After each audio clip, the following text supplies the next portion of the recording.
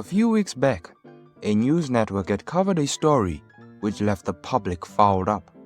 It is allegedly stated that a dispatchman had received an unknown call from a stranger. It is stated that he'd been in a tight spot, referring of course to the fact that he'd been on the pot with no toilet paper. The unknown man then reached for the nearest thing possible, this being his cell phone. Without any thought, he immediately dialed 911 begging for a new roll of toilet paper. Cases like these have left the public in panic mode. Questions such as, what can we do when such a thing happens? Or, why is this still an issue in 2024? These questions have led to an increased fear of using the restroom. More than ever, there has been a wave of many people who started to debate this topic on live television, which has led to many people questioning the government's motives. After noticing quite a pattern of people who also called the same dispatch center, I had begun to realize that many of them called for the same reason. While it's highly possible that many of these may be a comedic stunt, we were happy to introduce the Emergency Wipe Robot 3000. Good evening, fellow pot sitters. My name is Dylan McCooey.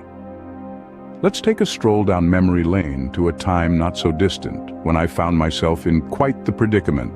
Picture this, stuck on the pot, left high and dry with no toilet paper in sight. The panic, the sheer terror.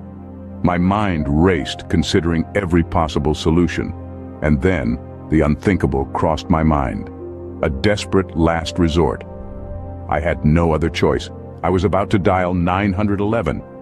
But not tonight, ladies and gentlemen.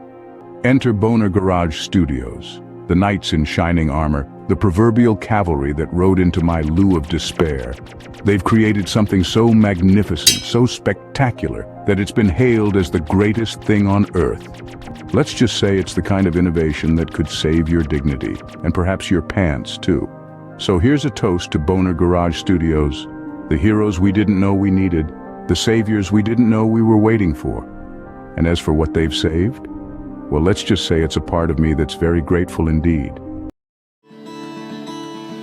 The Emergency Wipe Robot 3000 provides emergency wipe services in any given moment. Powered by both gasoline and solar energy, it will give a quick and thorough wipe with just a click of a button. So next time your boss asks you why you're so early for work, just say the Emergency Wipe Robot 3000 has your back. I don't remember you looking any better, but then again I don't remember.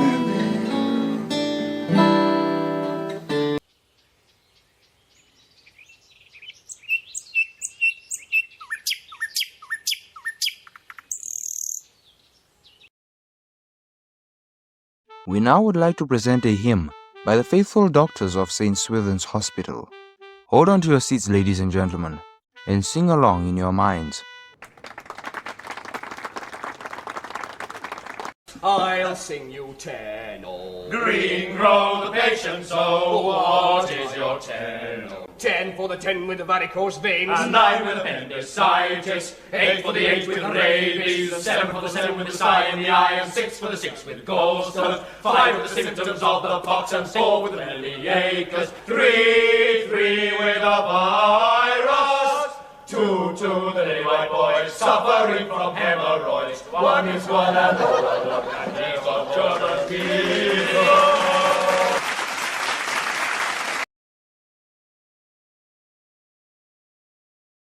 Donkey for a day.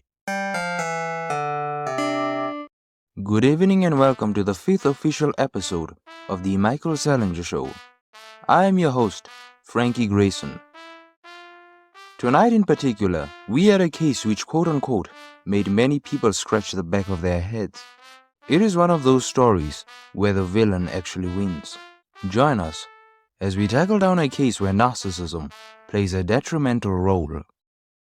Stefan Widowmaker, a poet and a writer, has been inactive in his sex life for more than a year. Now, although this may be irrelevant, his wife, Jane Widowmaker, assented with these claims as she stated that her husband has almost completely lost his mind. You see, Stefan has always claimed to love children's books and magazines, but not to the point where he began to attach himself with characters such as Eeyore the donkey. Stefan in this very moment believes that he's a donkey. As absurd as that may sound, he has managed to link this with a somewhat philosophical theory. He believes that God destined him, and many others, to become animals related to their personalities. His book, Donkey for a Day, highlights the following. We as humans are intertwined with the personalities of different kinds of creatures. Some may be timid, and some may be brave. When asked what his animal was, he referred to himself as a semi-laid-back yet stubborn if need be, the donkey. Now what surprised me most about this statement is the fact that he now believes that he's a complete donkey without any human features. Jane Widowmaker has had to deal with a lot over the past years. Family reunions, going to the park, even a game of chess has ruined the family. So in a cry for help, she reached out to us, hoping for clarity. Ladies and gentlemen, on a Zoom call with us, Stefan Widowmaker with his wife now present, Jane Widowmaker. Mr. Stefan, I know that you've been getting these types of questions quite often, but I do need to start off by asking, how is it like being a donkey? It's quite refreshing, really. It feels as if I've been destined to become what I am. You see, the spiritual world is quite magnificent, in an indescribable way. Sometimes I've tried to convince my wife and kids, but as you can tell, she's not the full shilling.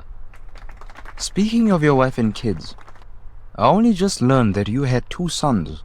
How has it been for them learning that their father is a... They love me and I love them back. Hey. You see, Frankie, my kids are good kids. When they learned about their mother's selfishness, they felt quite a lot of sympathy for me. Miss Widowmaker, you have stated that the reason for your husband's love for animals was due to his fixation with childhood shows. Do you fear that this may cause your kids to end up with his disease? I do worry sometimes. It is quite painful knowing that their father is an embarrassment to the household. Sometimes I do get lonely at night. And what are your thoughts on that, Mr. Stefan? I won't answer that, because it's obvious that we're dealing with someone that's not playing with a full deck. Mr. Stefan, do you perhaps hate your wife? I wouldn't say so, no. But it's because of her expose that my entire career has dwindled. Our next question on the card here. Do you agree with the fact after a lengthy debating process, I realized that the only way the 2 of them would ever come face to face in a room would be by separating them for a while. So I paid Jane a private visit in order to help her out with a marriage crisis. After our chat, we were able to get in touch with Dr. Albert Dulamo, a highly skilled anthropologist, who pointed out to us that as absurd as Stefan's case may be, there could hardly be a medical cure for his behavior. His 2005 views on human theology, including ancestry and origins, had foreshadowed the future, much to my surprise, stating that the only way to accept this would be by creating a sort of balance within their relationship. I would have no choice but to use this as a way to kind of convince Jane Widowmaker to lean slightly into her husband's donkey character. How, you may ask? Well, for starters, after researching the top 10 reasons why donkeys are awesome, we were able to stumble upon 4 crucial reasons that may actually help in developing a relationship with her husband. Our first and favorite pick was the fact that donkeys mostly eat hay. Building on this insight, we worked on a plan to convince Jane that rather than purchasing a full grocery list for the family, she could simply invest in a month's supply of hay for her husband. With the prospect of a well-fed husband and a lighter financial burden, Jane couldn't help but see the wisdom in our proposal. Our second and third selection was the fact that donkeys are not only strong but possess an incredible memory. Our last pick was the fact that donkeys and horses are known for their rather large genitals. Now this one was a bit complex because we had to find a way to convince Jane that her husband had somewhat grown a large penis after becoming a donkey. So I convinced Stefan that the only way he would feel more active and comfortable with his sex life would be by agreeing to see a penis surgeon to meet Jane's expectations. 2 weeks had gone by and we hadn't received a response from the couple. But fortunately enough, our spy camera crew had claimed that the couple had been spotted at a nearby Walmart.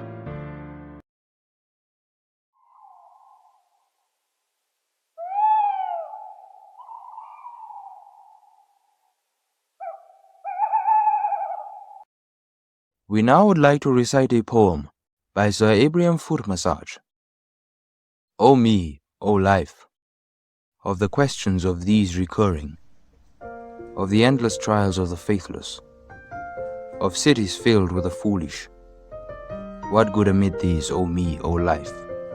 The answer is that you're here, and that life exists in identity, that the powerful play goes on, and you may contribute a verse.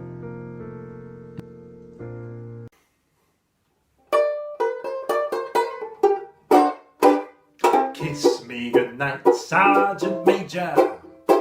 Tuck me in my little wooden bed. We all love you, Sergeant Major. When we hear you calling a Cholet, don't forget to wake me in the morning and bring me in a nice hot cup of tea.